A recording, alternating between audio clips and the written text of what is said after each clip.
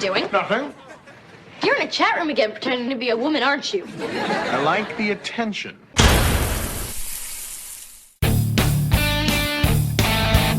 It's a story-driven point-and-click adventure, developed by Harvester Games and published by Screen 7. It deals with some deep and disturbing subject matter, ranging from depression and suicide to living with terminal cancer, and it features the struggles of the titular cat lady as she wrestles her personal demons as well as real ones. Hello, my baby. Hello, my honey. Hello, my ragtime gal. Above all, the story is simply fantastic. The characters feel like real people with actual wants and flaws. The stylistic presentation is unique and interesting, and the game manages to capture a disturbingly real side of the subject matter it tackles.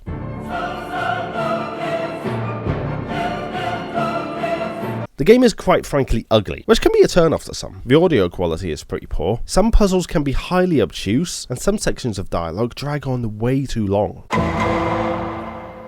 I'm going to get this out of the way first. Yes, the cat lady looks pretty awful and sounds like the vocals were recorded on a laptop microphone. Yes, it is clearly an amateur production with lots of elements that could have been refined and a script that desperately needed to be trimmed. If you saw it while scrolling through the Steam catalogue, you probably wouldn't give it a second glance, but if that happened, you'd really be doing yourself a huge disservice, because the cat lady is so much more than it initially appears to be. While trying not to spoil it, the game is the story of a broken woman attempting to commit suicide, only to be brought into the employ of a sinister character. Among other things, the game broaches the subjects of depression, suicide, cancer, murder, retribution, friendship, love, and what it means to be alive, all while maintaining a story that is at the same time absolutely bonkers and coherent in its own right. The grim topics on display actually end up matching the art style perfectly, and you start to feel like the game would be worse off if it looked any other way. It's gritty, dark, disturbing, and absolutely not for the faint of heart. But when it comes down to it, it leaves you with an insight into the human condition and makes you genuinely care about the characters you've spent your time with. I mentioned before that some parts drag on at times, but even these come to work, as they allow you to experience who the characters are rather than just being told.